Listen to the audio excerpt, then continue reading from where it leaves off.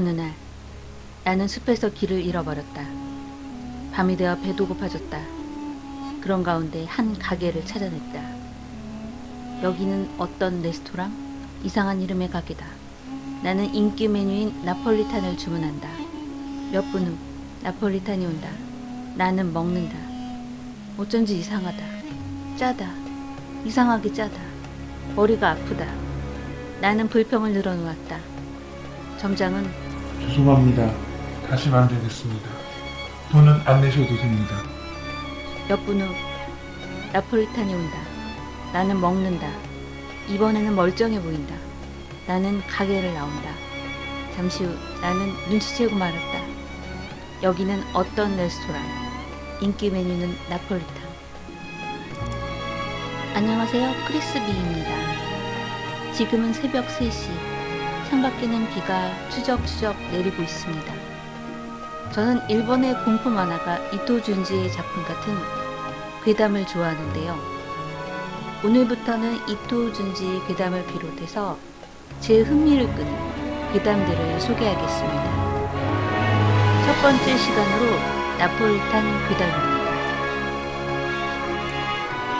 2003년 7월경에 일본의 전자게시판 사이트 투치너를 중심으로 큰 화제를 불러일으킨 불가사의한 괴담입니다. 바로 공포의 나폴리탄이라는 제목인데요.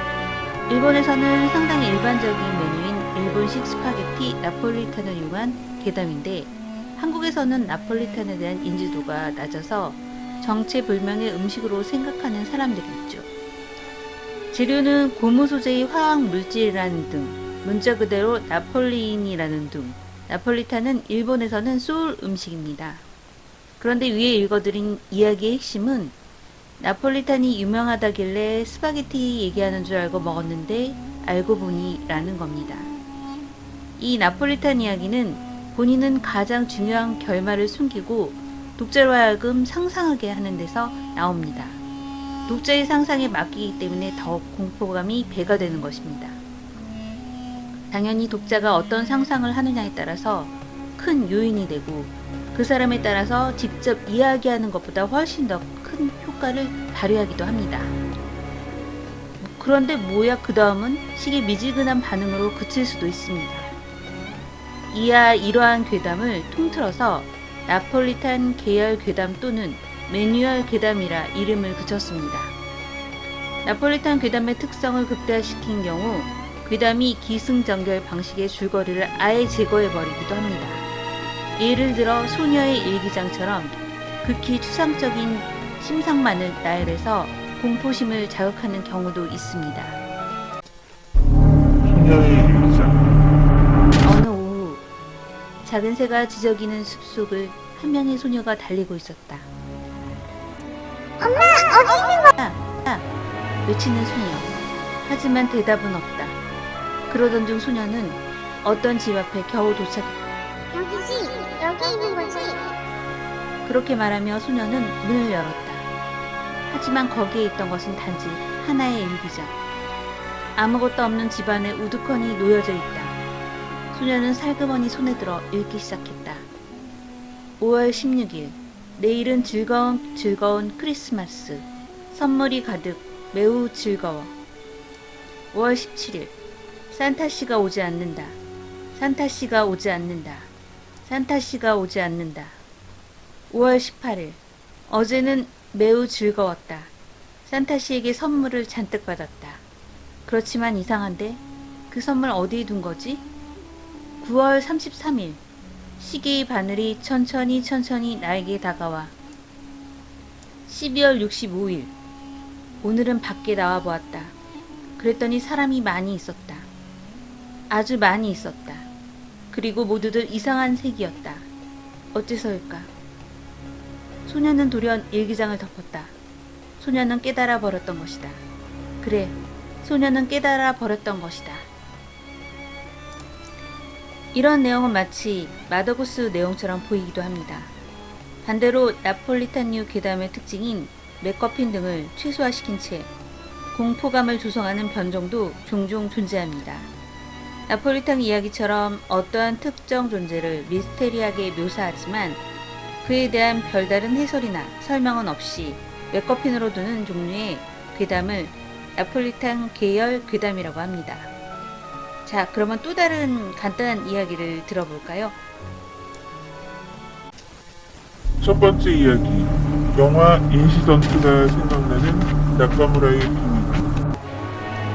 주인공은 어릴 적 어떤 사람이 도로에서 새로 나카무라의 비밀을 알았다. 며 외치면서 날뛰다가 차에 치여 죽는 모습을 보게 됩니다. 이에 주인공은 나카무라의 비밀이 대체 뭐지 궁금하여 주위 사람들에게 물어보지만 그 질문을 받은 사람들은 모두 자살하고만 합니다. 결국 주인공은 비밀을 알지 못한 채 어른이 되어 결혼을 하게 되고 신혼 첫날 밤 아내에게 나카무라의 비밀에 대해서 묻게 됩니다. 놀랍게도 아내는 주인공에게 나카무라의 비밀에 대해 귓속말로 알려주고 어릴 적부터 의문이 풀렸다는 기쁨에 주인공은 나카무라의 비밀을 알았다. 고 외치며 나체로 뛰어다니다가 차에 치여 죽게 됩니다. 자신이 어렸을 적 보았던 그 사람과 똑같은 결말을 맞이하게 된 것입니다. 그리고 주인공이 차에 치여 죽는 바로 그 장면을 또 한 명의 어린 소년이 보고 있습니다. 이 이야기는 영화 인시던트에서 나오는 이야기와 비슷한 느낌입니다.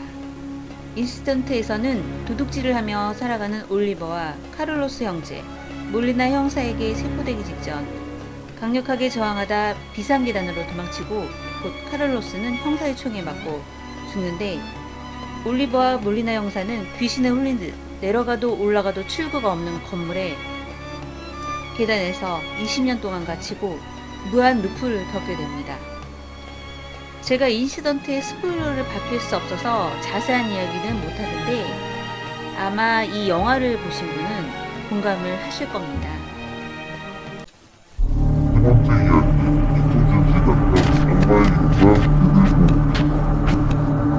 악마의 이론에서는 정체를 알 수 없는 소녀가 자살을 설득하는데 너무나 완벽하고 타당한 논리라 듣기만 하면 무조건 자살하게 된다는 이야기입니다.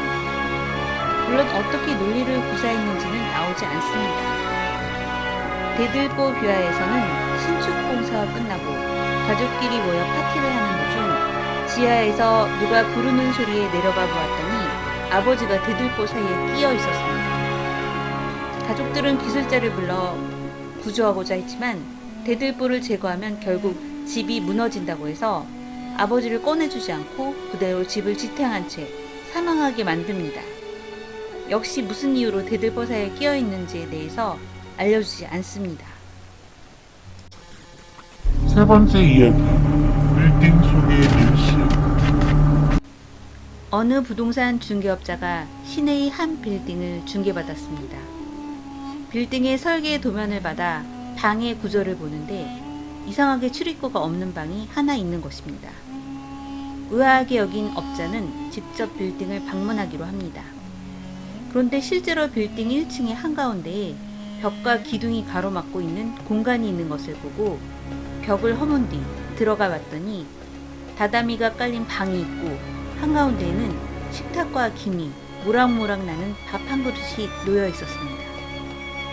이런 류의 나폴리탄 괴담은 일본에서는 비교적 유행하고 있지만 한국 사람들에게 들려주면 시시하다는 반응이 많습니다. 하지만 미국에서 만든 나폴리탄 괴담, 매뉴얼 괴담은 2019년에 인기 트렌드에도 올랐습니다. 이는 SCP 재단같이 미스테리하면서도 현실적인 응용이 가능하기 때문입니다.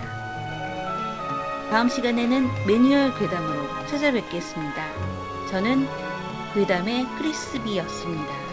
감사합니다.